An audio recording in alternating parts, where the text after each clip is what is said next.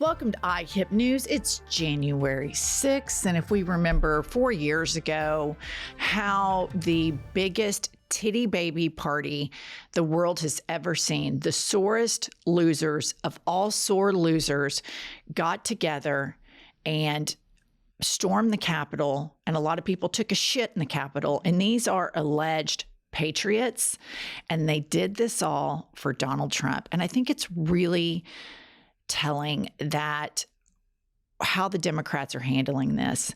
There is a peaceful transfer of power. Kamala Harris on Friday was swearing in all of the newly elected senators, congresspeople, a total class act. And when I think back on after Biden won and after he took control, he flipped Georgia, he flipped Arizona. And Biden has been a consequential president, but in Monday morning quarterbacking, I wish that the minute he got in office, he would have fired every single person that Trump appointed. And I'm talking about that postmaster. I'm talking about Christopher Wray. I wish that he would have appointed somebody at DOJ that was hardcore about defending democracy. The fact that the person at the top that planned this whole thing has not been held accountable and has been reelected because the right-wing news and the appeasement of all of our elected officials to let this go on has led us to this moment is just so depressing.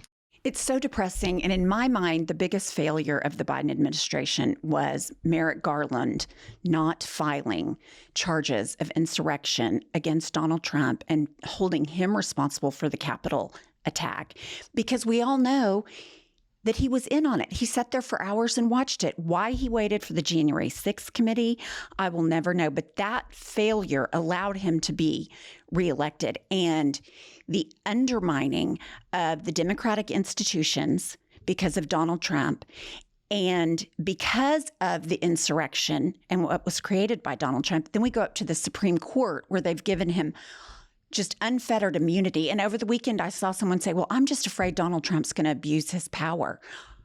Since when has Donald Trump ever not abused his power? That's baked into the cake. So it's very disconcerting. The police officers that died, the damage that was done, moving forward past the actual people breaking windows at the Capitol, breaking into the Capitol, taking shits at the Capitol, wanting to hang Mike Pence, all of those things, but the undermining of people's view in our election and democracy and the legal system, it all points back to that day. And I really wish that from Merrick Garland all the way over to the Biden administration, there would have been a sweep and the Supreme Court should have been addressed.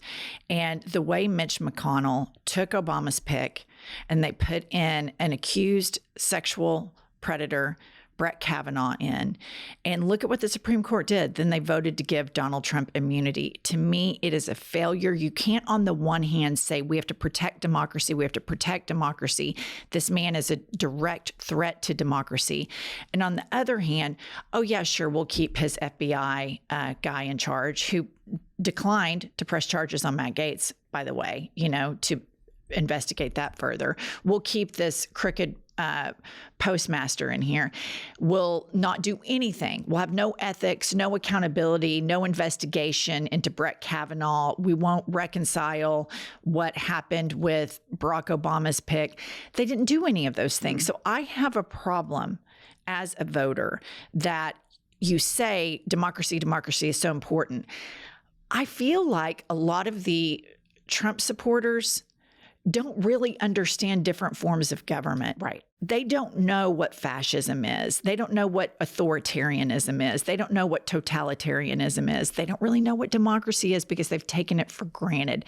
They just want to win, and they want some guy out there that seems like he's some badass. And all he does is he just feigns being a badass. I mean, he's such an incredible sore loser. But speaking of gracious losers, here is Hakeem Jeffries last Friday.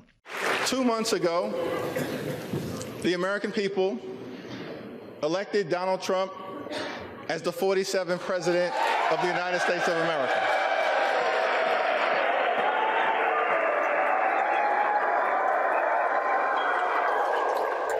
Thank you for that very generous applause. It's okay. There are no election deniers on our side of the aisle. You see,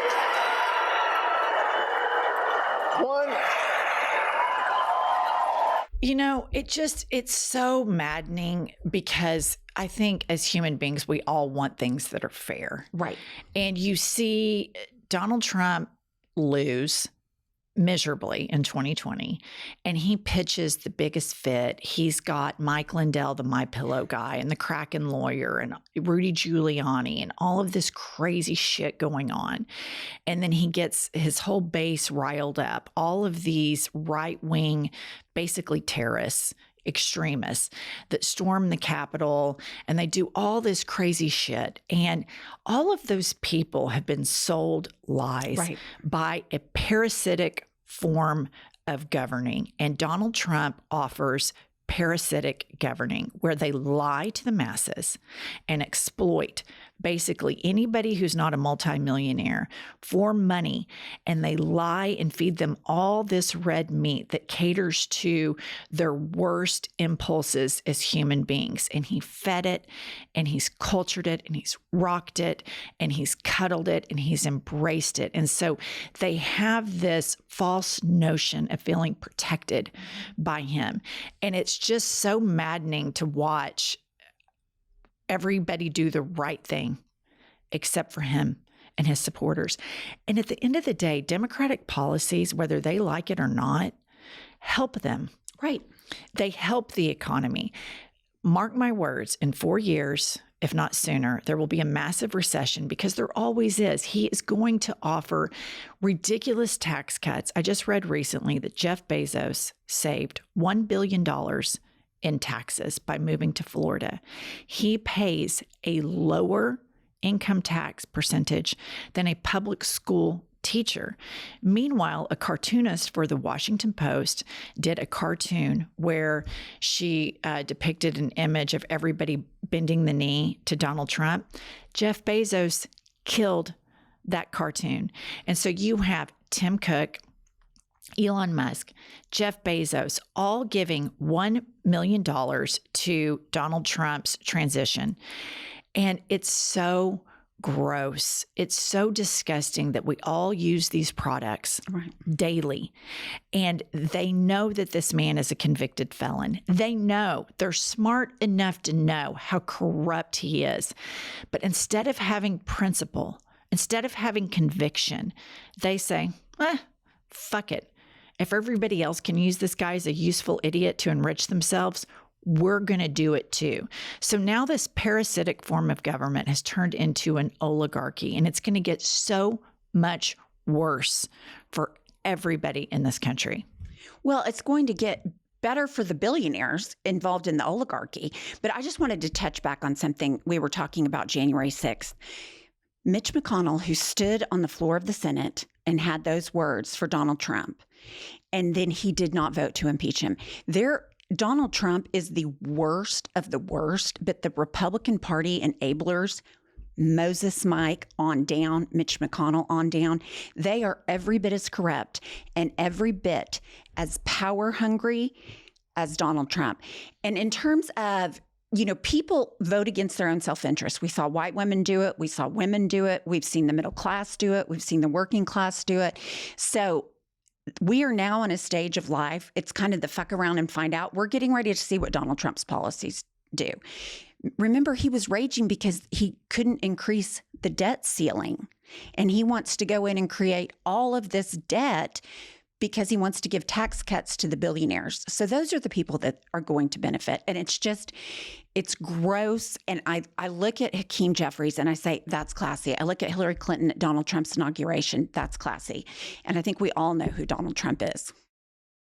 Jen, this morning I was reading up on the story of Elon Musk endorsing Germany's extreme right party, AfD. That came up on my news app. This does seem on brand for Elon. A left-leaning news source, The Wrap, reveals the editor of the German newspaper that featured Musk's op-ed, where he announced his support for the far-right party, actually resigned in protest.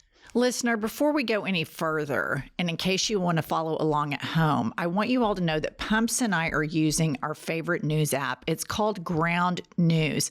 This allows us to see all angles of this story through the lenses of 336 news sources, to be exact, all of which I can access right here in one place by using Ground News. I can see that from the left, the Rolling Stone labels the German political party as far right and Musk's article a, quote, controversial opinion piece, while right-leaning the Bild frames Musk's endorsement for the AfD as a celebration. Obviously, our sponsor today, Ground News, is basically the Spotify of news. And that's why Pumps and I love it so much, because they give you access to all of the world's news on one platform with context on each source, like their political lean, how subjective their reporting is, and even where they get their funding, which is so crucial for stories like this one on Elon Musk. So listener, join us by going to groundnews.com/IHIP to get 40% off the Ground News Vantage plan that we use every day. They're subscriber funded and female founded. By subscribing, you're not only getting a tool that we all need today, you're also supporting our work. That's Ground, GROUND news.com/IHIP. The link is below in the show notes. I just want to go back to what you said about Mitch McConnell and the Republican enablers. Yes, they are abhorrent. They're almost worse than Donald Trump. Mm-hmm. But I never, ever think those people are going to do the right thing, because they never do. And that's why, as a voter that lives in a red state, that lives in a MAGA hellscape, where we have a governor right now that is trying to tell people what their choices are when they graduate from high school. Not that you can pick what you want to do, but you either have to go in the military, a VOTEC school, or a college, which is full-blown government control. But I digress. I'm upset that when Biden won that mandate and flipped historically red states, that he didn't come in and slash and burn every bit of Trump, all of his appointees, everything he did to the ground. To have any expectation that Mitch McConnell is going to do the right thing is a fool's errand to the highest order. You think Moses Mike is going to do the right thing? You think any of these sycophants are going to do the right thing? No. The Democrats historically do the right thing. As you see, what's going to happen today, they're going to certify the election. So that's why when the history books look back on this and we see that the Democrats know that the Republicans don't do the right thing, the minute they got into power, we worry so much about, oh my gosh, are we going to upset the right wing? There's all this deference, this silent deference that's given to patriarchal systems. And this democratic desire to have those people like us is so weird, because they're never going to like us. And listen to me, all of you that live in the Beltway, we live in a red state. They cannot stand liberals. They've been indoctrinated from a very young age in their mega churches to think that liberals are demons, Satan. That's why they call us the demon crap party, and all of this crazy magical thinking, Iron Age bullshit. So you have to, once you get power, you have to wield it, because that's what the Republicans do. That's what Mitch McConnell did with the Senate picks. That's what Donald Trump, when they get in, it's going to be brutal to watch this, but that's what they're going to do. They're not going to give a shit if any centrists or anybody on the left like them. They don't care if they piss anybody off. They won, and they're going to govern accordingly. And Democrats have got to learn that lesson, because it's the lack of fangs that causes the voter apathy that led to the second coming of Donald Trump. I like that, the lack of fangs, because you're exactly right. The Democrats, we've always said this, they play integrity politics. I'm the good guy politics. They're held to an exorbitantly high standard. And the Republicans come in, shit all over everybody, don't give a shit what anybody thinks, and they win. So it's as clear as the nose on my face. We have to get into fuck you politics and stop with trying to be the good guy that everybody likes. Yes, and I think that if the Democrats win in the midterms, it has got to be a full-on assault. I mean, One thing Mitch McConnell said when Barack Obama won is it will be our job to make sure he doesn't get a second term. And that's the way they governed. And so any expectation that any of these crusty old white fuckers are ever going to do the right thing, it will never, ever, ever happen. So the Democrats have got to go all chips in on the midterm elections, and whether it's Gavin Newsom or Gretchen Whitmer or whomever, it needs to be a year-round campaign with rallies in red states. Take a populist economic message to the people that are going to get sucked on, the people that the Republicans are going to suck on. Jeff Bezos killing that cartoon, getting $1 billion tax reprieve by moving to Kitten Hills State, Florida. And it's just, and then his workers have to fight to unionize for wages. This is a parasitic party. Donald Trump is a parasite. Look at all the riffraffs and the knickknacks at the Roach Motel, Mar-a-Lago. And now the Roach Motel is going to be the White House. And the majority of you people that voted for him, you're going to get sucked on the most. You're going to pay more taxes. The Jeff Bezos and the weird Elon Musk of the world are going to get more and more and more enriched. And it's really terrifying. It's terrifying, and it's heartbreaking to look at it and watch it. Okay, guys, we'll see you later. It's so